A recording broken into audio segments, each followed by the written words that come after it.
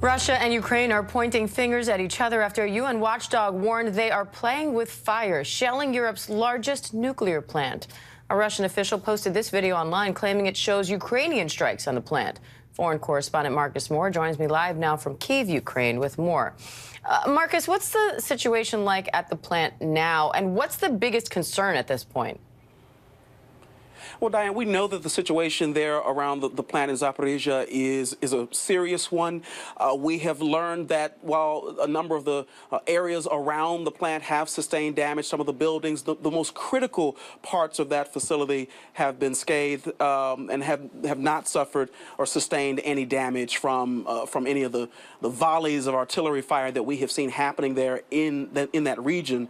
And as you just said, both sides, both the Russians and the Ukrainians, pointing the finger at each other. The major concern here is that if a rocket or some piece of artillery were to hit the plant itself, it could lead to a catastrophic accident, or if the power that goes to that plant to keep the reactors cool, if that power is cut off, they could overheat, and that could lead to a nuclear accident. And as you said, the head of the IAEA has said that both sides in this case, in the situation right now, are playing with fire.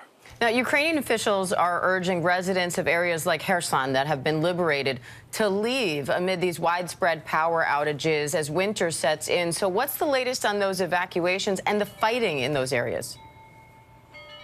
Yeah, Diane, the weather here has taken a real turn. We had freezing rain. As you can see, it's has been snowing here behind me, and the temperatures have plummeted. And it's for that reason that officials have urged people in these communities to evacuate, and officials have provided transportation as well as accommodations for those who need it, and in particular the areas that are closer to the front line, as well as areas like Kherson that have been recently liberated, where the situation is dire. There is no water there. There is no power.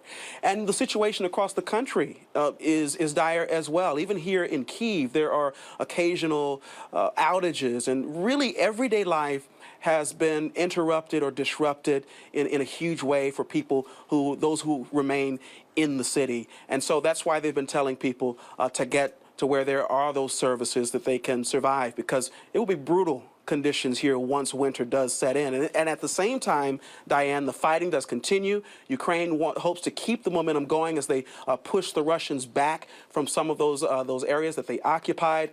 But while that momentum, they hope to keep it going, it remains to be seen what impact the weather will have on that progress. All right, Marcus Moore, we know you'll be watching closely. Thank you.